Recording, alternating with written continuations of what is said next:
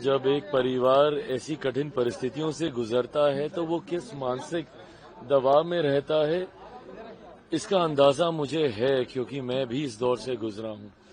हम लोगों के राजनीतिक मतभेद जरूर रहे हैं, पर मैंने हमेशा आदरणीय लालू जी के परिवार को अपना परिवार माना है। जल्द से जल्द ये पारिवारिक विवाद सुलझे। घर में एकता बनी रहती है तो इंसान बाहर कठिन परिस्थितियों से लड़ लेता है। बट आज की तारीख में उनकी पार्टी जिस दौर से गुजर रही है और उसके बाद घर में ऐसी कला, मैं समझ सकता हूं कि परिवार काफी कठिन परिस्थितियों से गुजर रहा होगा। जब एक परिवार ऐसी कठिन परिस्थितियों से गुजरता है तो वो किस मानसिक दबाव में रहता है, इसका अंदाजा मुझे है, क्योंकि मैं भी इस दौर से गुजरा हूं। हम लोगों के राजनीतिक मतभेद जरूर रहे हैं, पर मैंने हमेशा आदरणीय लालू जी के परिवार को अपना परिवार माना है।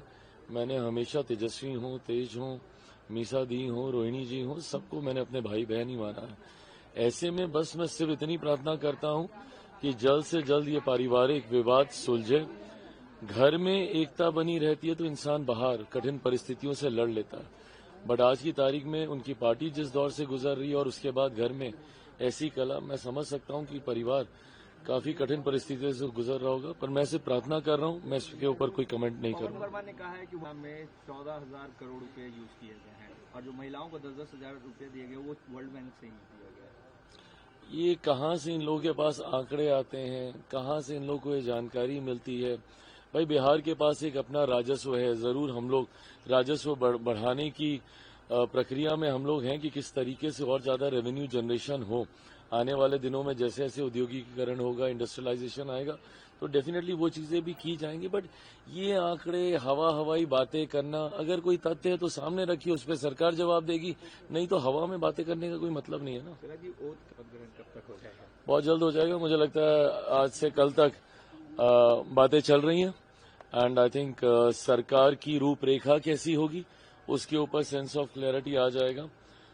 आज देर रात तक संभवतः मेरी भी कुछ केंद्रीय वरिष्ठ नेताओं से मुलाकात, बातचीत होगी और मुझे लगता है कि आज कल तक रूपरेखा तैयार हो जाएगी। 22 से पहले तो सरकार बनानी है, तो हो जाएगा। प्रधानमंत्री मोदी ने कहा है सीटें एनडीए की बिहार में आई है, उतनी सीटें तो कांग्रेस की 5-6 स्टेट्स मिला के। खैर, अब ऐसी बातों पे कोई टिप्पणी करने का मतलब नहीं है। जनादेश सबके सामने है, सबको पता है कि जनता ने किसको कैसे कितनी मजबूती से चुना।